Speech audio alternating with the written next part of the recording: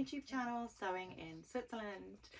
Today I am here with all three puppies and we are hanging out, and today is a very quick and dirty introduction into interfacing. So we're not going into huge amounts of depth here. This is a video if you have a project and it says interface this and you're maybe a beginner sewist or you're not quite sure what interfacing to use, and this video will give you advice. Okay, I'm not going to go into the history of interfacing and all the amazing things that it can do. That's a video for another day. This is just a quick help me, here's the information video. Okay, so today we are looking at some types of interfacing. So very quickly, there are three types of different interfacing that you can use: woven, non-woven and knit interfacing. You can actually, in a bind, if you do not have a knit interfacing, and knit interfacing obviously has a lot of stretch to it. If you do not have any knit interfacing and only have a normal non-stretch interfacing, you can use that if you cut it on the bias, and that will just give it enough stretch for you to be able to use it in your jersey or your knit project. So it's mainly if you're using like a knit fabric and you've got like buttons or a placket or a facing that you need to account for, then in a bind you can definitely use the woven interfacing. So, you know, I've done it, it works. Okay, you heard it here. So the other types of interfacing that we've got, and I've got some here, is we've got some very lightweight fusible interfacing, and you can buy them. They're quite cheap. Interfacing is quite cheap, and if you're outside of the US or outside of the UK, it is often referred to as I'm definitely not pronouncing this correctly, but Vliceline or Vliceline. I'll write down the name in the description, so if you recognize that particular word, chances are you're going to see it written down, then that is also interfacing. It's often not in, like, you know, Europe, it's not often outside of the UK referred to as interfacing. So that's just a bonus tip for you. So this is a charcoal grey. They usually only really come in a white, a black, or like a very, very dark grey, or like a charcoal grey. You can very occasionally get a neutral colour, but it's very kind of few and far between. These are mainly what you're going to get. So this is a fusible. The dog's very interested in it. And what that means is basically, as you can see, there's a lot of like movement to this. It's very, very lightweight. Okay, it's super, super lightweight. So you've got that kind of little bit of crunch, but a lot of movement. Okay, it's not stiff at all. And what you'll get on the fusible interfacing is you'll get two sides. Okay, you get a very soft, very smooth side with zero bumps. Okay, it feels kind of like a cotton fabric almost, and then the underside will be covered in these little bumps or little ridges, and it will feel very rough to the touch. Okay, and so what you're going to do with that is your sticky side. So that is the side that sticks onto the fabric. Okay, so I'm going to show you in just a second how we secure that with the fusible interfacing onto a piece of fabric. Okay, you've also got another type of sew-in interfacing, or sew-on interfacing, and you basically stitch that to the garment that you're working on. That's usually reserved for much stiffer fabrics. So if you're working with leather, or you're working with a very heavyweight denim, or you're working with gosh, I don't know, some sort of homeware fabric, maybe a really stiff, thick upholstery, velvet or something, for instance, or coat making fabrics, you might also use a sew-on. So that you basically stitch it to the fabric on the wrong side, and it gives it that support. So I've got some other lightweight interfacing here. This is a nice light one again, but in the white, just so you can see. It's more of an off-white. It's not like a bright white. And then I've got a very dark one here that's a very stiff one, so I would maybe use this in a coat that I'm working on. And you can see, hopefully, the camera's picking up a little bit of that. There's barely any movement. There's no drape. It's very, very stiff. There's a lot of crunch there. And again, that's fusible. So you can feel the ridges and the bumps, and then it's very smooth on the other side. So, when do you use interfacing, and can you skip it? So I have skipped using interfacing, mainly on projects that have like a facing, okay, like on the neckline. If you need interfacing for a button placket, for instance, definitely interface something, or like a zipper or a waistband, definitely interface something that gets a lot of heavy use, something that is supporting something else. Definitely interface it. So buttons, obviously the most, you can see that would just kind of fall out of shape and give way quite easily without that interfacing. And what it does is it basically adds stability. It adds a bit of weight to your fabric. So it doesn't replace the need for a type of fabric. It adds to that. It adds to the life of the garment, so it will have a much longer longevity with interfacing, and it just helps really stabilize and support the garment. So it's great in necklines, in button plackets, in zippers, front fly zippers, waistbands as well, and it just really reinforces the kind of heavy duty or heavy use areas there. So I would recommend doing it. I have skipped neckline interfacing facings, and you can tell a difference. I mean, you can probably get away with it with the neckline facing, but you definitely can tell a difference, and you'll probably feel a difference. And also, if you're going to all that length of time for making a garment, you are gonna want to increase its lifespan and its longevity.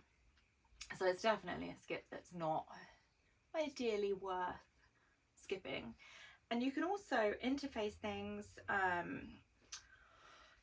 you know, that aren't always listed on the pattern. For instance, with a pocket, I always interface the oh, it's very chaotic here. Like and subscribe, my friends, if only for the chaos. So yeah, I have lost my train of thought completely. That's it. The pocket edge here, where you add the pocket in, so the seam in between the pocket and the side of the trousers, for instance, I always add a little strip of interfacing there, just because it's such a heavy used area. So I would definitely add it in to pockets 100%. So that would be my advice. Now with sew-in interfacing or sew-on interfacing, it's pretty self-explanatory. You want to just stitch it in, you know. With fusible, it is a little bit trickier, so I'm gonna very quickly show you how to do that now. It's not tricky, but your iron can end up in a bit of a hot mess without knowing what you're doing. So we're going to take a very quick look at that now, and yes, I will see you at the pressing station. Okay, so I'm here at the pressing station, and I've gone ahead and popped my see, we have some quality control visiting us today. So I've gone ahead and pinned my neckline facings. I've got a back facing and a front facing, and I'm making this really great McCall's dress that's got this lovely hook and eye closure at the back, so it needs this kind of extra facing on the inside for reinforcement. So I've gone ahead and pinned the lightweight fusible interfacing to the wrong side of my facings here, and then I've just cut it out. So you can see I've gone right up to the edges here with the interfacing. That is fine if you're using a lightweight fabric and a lightweight interfacing. Like, I would not worry about that at all. But if you are using like a coating fabric or a very heavyweight interfacing, then I would cut the seam allowance off the interfacing piece so that it starts about here or about here all the way around, so that you have that seam allowance free, because you don't want to make it super bulky and super stiff, because that's where you don't want the additional kind of support there. But if it's a lightweight fabric, don't worry about it. That's not going to make any difference at all. So I'm just going to move this one out the way. So I'm just going to take my pins out. So I've got it laid nice and flat there, and you want to make sure before you take any pins out that it is kind of nicely in place. You don't want to take pins out and find that it's shifted underneath, because that's a bit of a pain. So you just want to very gently remove them. And I've gone ahead and preheated my iron to a medium heat there. And what you can do as an additional step, if you're using something that's quite heavyweight, is you can get like a cloth. I use a tea towel and that works great, but just like a old bit of cotton or an old piece of toweling, anything really, anything that's not too thick, preferably cotton. I've just got this old tea towel, you can see. So I said make sure that the bumpy side is the side that faces the fabric, else you will end up fusing your interfacing to the wrong thing, or worse, you'll end up sticking it completely to your iron, which is just awful. So I'm going to lay this. I'm using a dry cloth. It's, like I said, it's a very, very lightweight seersucker, so it really does not need anything additional. So I'm just going to overlay that without moving the pieces underneath, so they are nice and stable under there. Make sure there's no bumps. And then we are just going to hold our iron. We're not going to like move it around. We're just going to hold it really still there for about 10 seconds. Oh goodness, I've got pins and needles. And then we're going to move that along. And that just gives it enough heat and enough time to fuse the two together. Can have a little sneak peek, see if it's taking.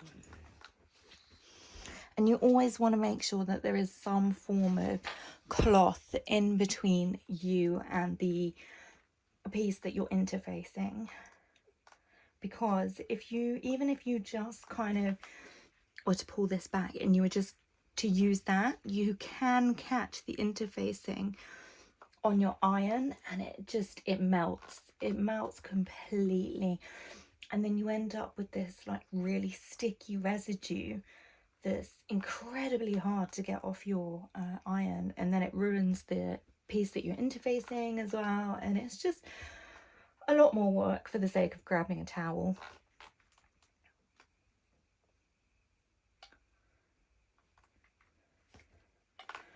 So we just want to peel that back. I can see a little bit that I've missed.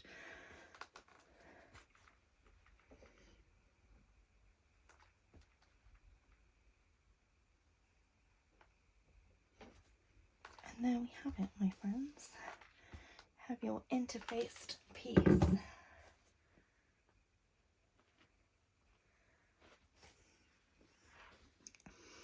I've got a little bit of gap here where I've missed this whole lower half, but it's taken along here quite nicely. What I might just do is turn up the heat ever so slightly.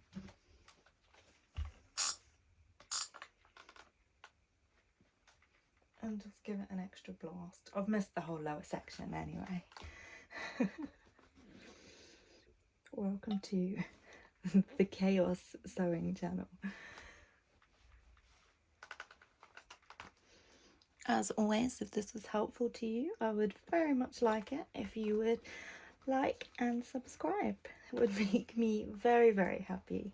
And I am very grateful for everyone that reaches out or wants to talk about sewing. If you have any questions about interfacing, then do pop a message in the comments and I'll come back to you. No worries. Okay, this is looking better. There we go. Looking good. I'm going to go around, missed the top bit now. I'm going to go around that off camera, but that is essentially it, my friends. You have interfaced. Yay! I hope this was helpful for you and I hope you all have a great day. Thanks so much. Bye!